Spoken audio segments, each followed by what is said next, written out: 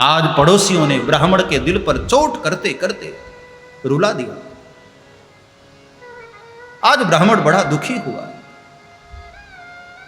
सोच रहा था कि ऐसी जिंदगी से अच्छा है जाकर कहीं मर जाऊं। तो तुंगभद्रा नदी के ही तीर पर जाकर बैठा था मरने के लिए, सुसाइड, आत्महत्या करने के लिए।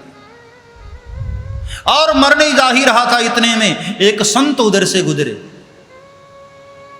संत ने देखा, ब्राह्मण क्या बात है, बड़े परेशान लग रहे हो तुम, आंख में अश्रु भरे हुए हैं, क्या हुआ?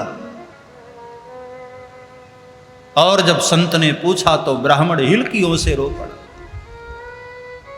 फूट फूट कर रोने लगा। बाबा, मैं मरने आया हूं, मैं जिंदगी से बहुत तंग हो चुका हूं, परेशान हो चुका हूं, मैं मरने आया हूं, लोग मुझे जीने नहीं दे रहे हैं महाराज, मेरे घर में कोई संतान नहीं है, शादी के इतने वर्ष बीत गए, घर में गौ माता है, उसको भी कोई बछड़े नहीं हो रहे महाराज, बार बार तुलसी का पौधा लगाता हूं और माता तुलसी रुष्ट हो जाती है, सूख जाती है। मोहल्ले में सब लोगों ने अब तो बहुत बोलना शुरू कर दिया है, और ऐसी जिंदगी से तो अच्छा है महाराज मैं खत्म कर लूं अपनी जिंदगी को। ये सुनकर के महात्मा एकदम हंस पड़े। अब कोई अपना दुख सुनाए और उनके सामने तुम हंस दो, कितना बैड मैनर्स है ये। हाँ, कैसा लगता है? ब्राह्मण ने कहा कि बाबा, आप मेरे दुख पर हंस रहे। महात्मा ने कहा नहीं नहीं नहीं बेटे, मैं तेरे दुख पर नहीं हंस रहा हूं, मैं तेरे सौभाग्य पर हंस रहा हूं। भाग्यशाली है तू, किस्मत वाला है तू, तुझे संतान नहीं है। सोच ब्राह्मण, राजा सगर को 60,000 बच्चे थे, क्या हुआ? एक संत के श्राप से सब मर गए ना। देख पंडित, ये पुत्र होना पुत्री होना ये सब मोह के बंधन है। अच्छा है तुझे कोई संतान नहीं है, आराम से पति पत्नी दोनों मिलकर भगवान का भजन करो, ठाकुर को धन्यवाद दो।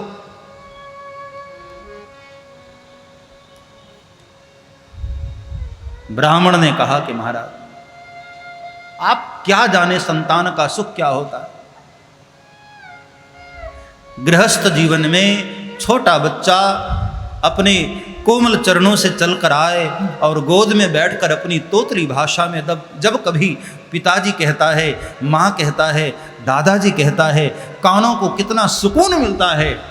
आपको क्या पता महाराज, आप तो वैरागी हैं, आप सन्यासी हैं।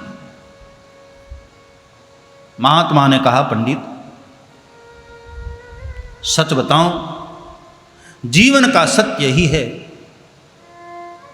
कि संसार में इंसान हर जगह से सुख की अपेक्षा तो करता है, लेकिन वहां सुख मिलता नहीं उसको। कभी बच्चों में तलाशता है, कभी पत्नी में तलाशता है, कभी धन वैभव में तलाशता है, कभी सुंदर मकान में तलाशता है, लेकिन सब कुछ हो जाने के बाद भी सुख कहां मिलता है। और देखो ब्राह्मण, न चंद्रस्य सुखम किंचित न सुखम चक्रवर्तिना, ना तो इंद्र को सुख है, ना बड़े बड़े चक्रवर्ती सम्राटों को सुख है। मेरी बात मान, सन्यासे सर्वदा सुखम, चल साधु बन जा, यही सुख है, यही आनंद है। बड़े बड़े सम्राटों को भी मैंने देखा है, इतने बड़े सम्राट हैं, इतने बड़े राज्य के मालिक हैं, लेकिन फिर भी शांति नहीं है। कभी यहां लड़ाई हो रही, कभी वहां लड़ाई हो रही, कभी उससे लड़ रहे, कभी उससे लड़ रहे। और हम फकीरों को देखो, एक लंगोटी भी नहीं होती है फिर भी अहोभाव से भरे होते हैं, फिर भी मस्ती में होते हैं। सुखम मस्ती विरक्तस्य मुनेर एकांत जीविना, जो एकांत जीवी है, जो सन्यासी हो गया है, वही सुखी है ब्राह्मण। मेरी बात मान, चल साधु बन जा। ये सुन करके पंडित उनके चरणों को पकड़ करके और बैठ गया कि बाबा ये ज्ञान वेदांत की बातें मेरे सामने मत करो महाराज। मैं गृहस्थ जीवन में सांसारिक इंसान हूं महाराज, मुझे आपकी ये ज्ञान और वेदांत की बातें समझ में नहीं आ रही। मुझे तो संतान चाहिए बाबा। अब आप तो कृपा करिए, या तो मुझे संतान हो महाराज, और या तो आपके सामने ही मैं इसमें कूद कर मर जाऊंगा। बहुत समझाने के बाद ब्राह्मण नहीं माना। पता है, कभी कभी महापुरुष लोग समझाते हैं पर हमारी समझ में बात नहीं आती, हम अपनी जिद पर अड़े रहते हैं। वही ब्राह्मण ने किया। तब महात्मा ने खुलकर कह दिया, पंडित बुरा मत मानना बेटे, मैंने तुझे देखते ही तेरा भाग्य पढ़ लिया था। सच बताऊं, सप्त जन्मावधि तब पुत्रो नहीं वचनीय। तेरी मस्तक की रेखा में लिखा है 7 जन्म तक तुझे संतान नहीं मिलने वाले। ये सुन करके ब्राह्मण और रोने लगे।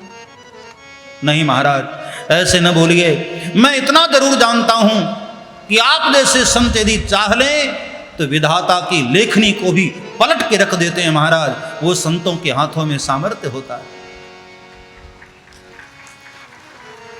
निगाहें मर्द आरम से बदल जाती हैं तकदीरें,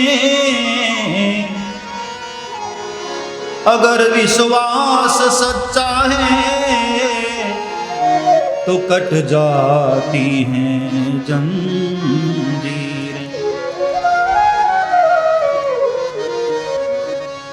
यदि संत चाह लें तो क्या नहीं हो सकता। शाहों की निगाहों में अजब तासीर होती है। किसी ने बहुत प्यारी बात कही, शाहों की निगाहों में अदब तासीर होती है, निगाहें लुत्फ से देखे तो खाक अक्सीर होती है। संत यदि चाह लें, और हकीकत है ये, तो विधाता को भी अपना लेख पलटना पड़ जाता है। ये संतों की जिद होती है, साधना का बल होता है। कज़ा को रोक देती है दुआ रोशन ज़मीरों की, कज़ा को रोक देती है दुआ रोशन ज़मीरों की। कज़ा यानी मौत। कज़ा को रोक देती है दुआ रोशन ज़मीरों की, भला मंजूर है अपना तो कर खिदमत फकीरों।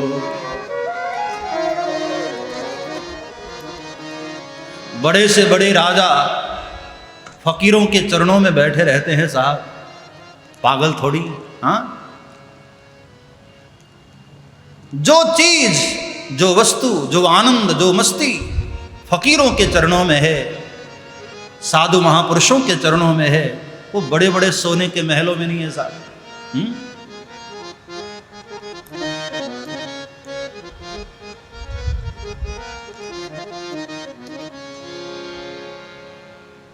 कज़ा को रोक देती है दुआ रोशन ज़मीरों। आपने कथा सुनी होगी, सिकंदर जब भारत की ओर आ रहा था तो ये हिंदुस्तान का जो बॉर्डर उस समय था, अफगानिस्तान, ईरान, इराक, ये सब भारत में हुआ करते थे। तो वहां पर एक बड़ा प्यारा फकीर रहता था वहां बॉर्डर पर, डायोजनीस। जब वो अलेक्जेंडर सिकंदर भारत की ओर अपनी सेना वेना लेकर कूच कर रहा था। तो सिकंदर ने सुना था कि आसपास कोई एक बड़ा मस्त फकीर रहता है, जरा उसको प्रणाम कर लूं, आशीर्वाद ले लूं, फिर भारत की ओर आगे बढ़ूं। तो कहते हैं पूरी लाव लश्कर के साथ जब सिकंदर चल रहा था और सुबह का समय रेगिस्तान के उन बालुओं में, रेत कणों में सुबह सुबह मस्ती से अपने सिर पर हाथ लगाए हुए ऐसे एक एक करवट लेटा हुआ था। और कहते हैं सिकंदर चलता हुआ आया और आकर के प्रणाम किया। तो डायोजनीज ने उसको पूछा, सिकंदर ये सुबह सुबह इतनी लाव लश्कर, इतनी भीड़ भाड़ लेकर कहां चले जा रहे हो? तो सिकंदर ने कहा, बाबा मैं हिंदुस्तान को जीतने जा रहा हूं। अच्छा, क्या करोगी जीत कर? बोले जब हिंदुस्तान जीत लिया तो उसके बाद पूरे एशिया को जीतूंगा। डायोजनीज ने कहा कि चलो माना, तुमने सब जीत लिया, फिर क्या करोगे? बोले बस उसके बाद तो आराम करेंगे।